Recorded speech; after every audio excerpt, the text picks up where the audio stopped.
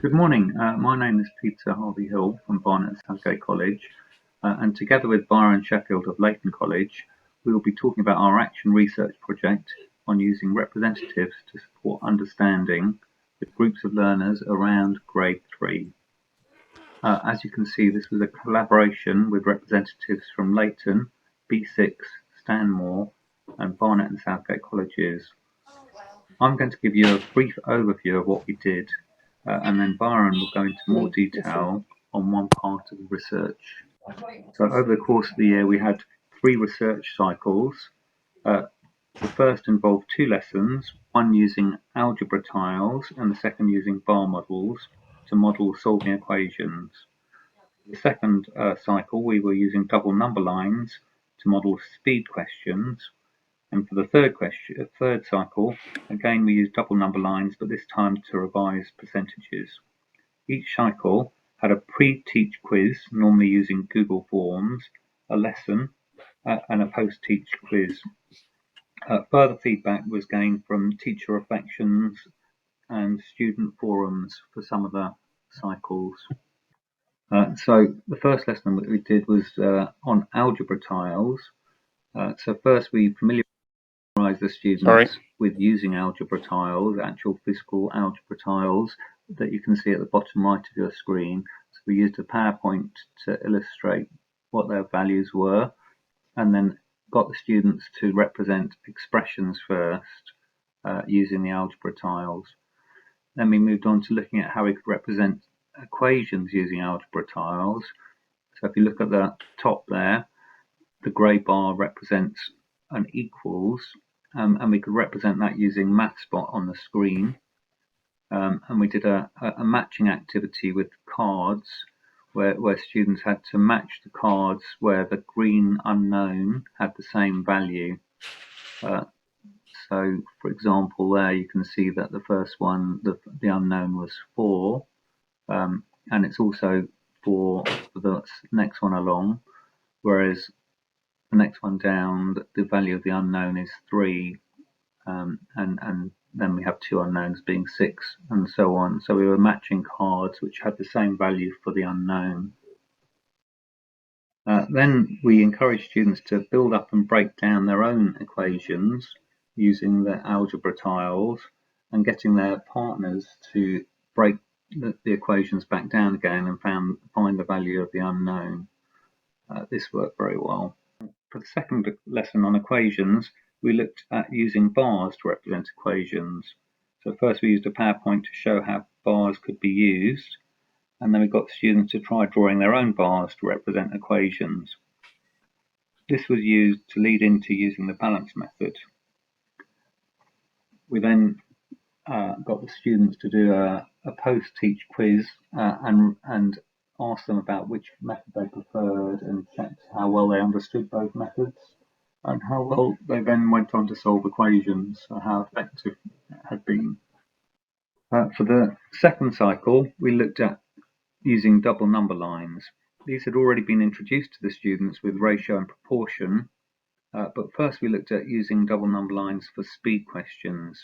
Having run through how we could represent speed on double number lines using a PowerPoint, students were asked to draw double number lines to represent some basic speed questions, and then go on to solve the questions from their double number line.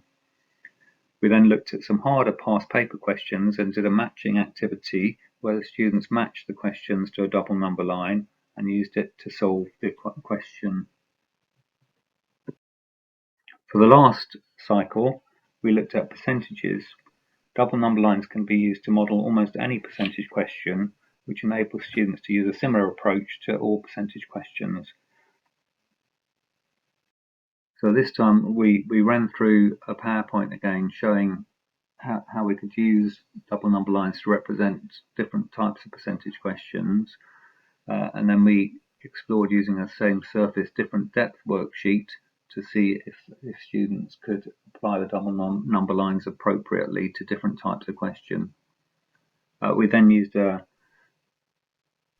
matching card activity where they were matching questions to double number lines, and and creating a question for a double number line that had already been produced, so they had to actually make up the question to go with the double number line.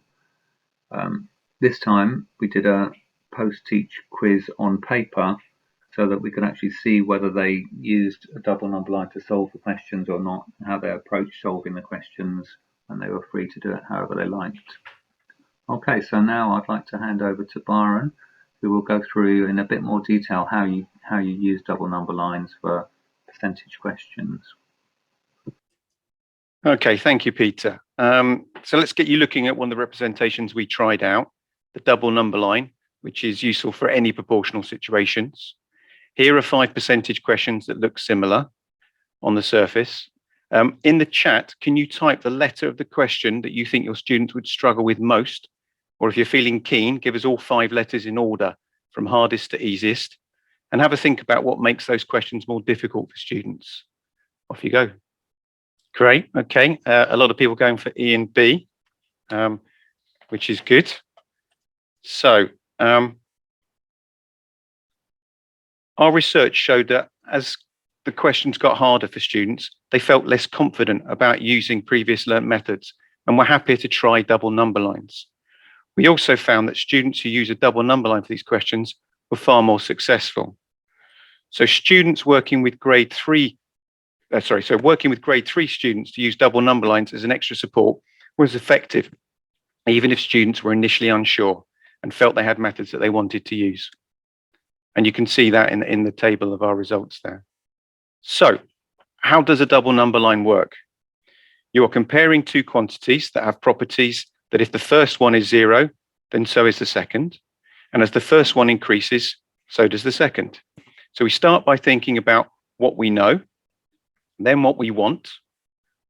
And finally, students can then use any method they feel comfortable with to scale the values from the known to the wanted, making sure they do the same thing along both lines or potentially between the lines. So here's an example. We know that 30% reduction is also a £252 reduction. We want to know the original cost. So we want to know what 100% is. And then one possible way students might get to that missing answer is going via 10% and then back up to 100%, doing the same along the lines, giving you the answer of 840. So returning to some of our percentage questions from before, we'd like you to have a go at using a double number line to solve these questions using the same 3 steps. So you've got 5 minutes to have a go at these 4 questions. Enjoy. Okay, we'll give you another minute, but do put in the chat how you're getting along. Okay, it's good to see a few positive comments in the chat about how this can help students see the structure. So let's have a look at then and see how this matches to what you did. So here is what we know and what we want to find out for each question. Hopefully you had something similar. And here are some of the possible ways that students might scale the values to get the answers. We found it useful to share students' ideas and to model various routes to the answers to give students more options. These options could all be non-calculator routes. What you should see is that all the questions work to the same structure. So it doesn't feel like 4 different methods for students, which is how my previous percentage teaching often felt for them. And this is doubly useful because we can use the same approach with any proportional topic, converting units, speed, similar triangles, direct proportion, pie charts, etc. Yeah, you're just creating the same thing. What do I know? What do I want to know? And then trying to scale between them. Here's one more way of looking at the question we looked at a little bit earlier as an example.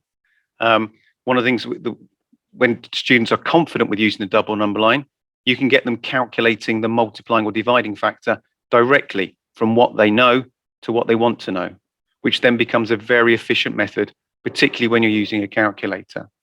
So looking at that original question, we knew that 30% reduction was £255 reduction. We wanted to know 100%.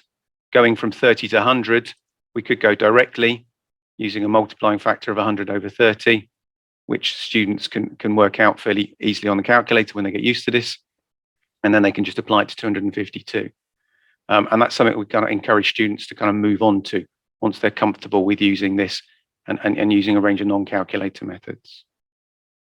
All the examples I've shown here go along the scale horizontally, but if it's easier to do, students can easily go between the lines, and that works as well.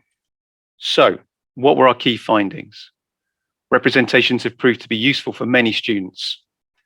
So for students without a method that they were confident with, this helps them access the topic. For students who already have a method they're reasonably confident with, it allows them to take on more challenging and varied questions when they become less confident with a method or it starts to break down. It's better to use these representations from the start of the year, so it gives them a chance to use them over several topics and have some time to get used to using the representation and use it repeatedly. It needs to be introduced to students in a flexible way to take into account what they already know and how well they can apply their own methods. We focused on grade 3 students this year because we wanted to know how well this would work with when you have a mix of students, some of which might not be particularly into trying something new. And we found that if we did it in a flexible way, let them use their own methods to begin with, showed them this as a support, and encouraged them to use these methods when they were struggling, it became an extra thing that they could use. Double number lines were the most successful of our interventions as they had the greatest flexibility in terms of the topics that they can be used with. And that is the end of our presentation. Thank you.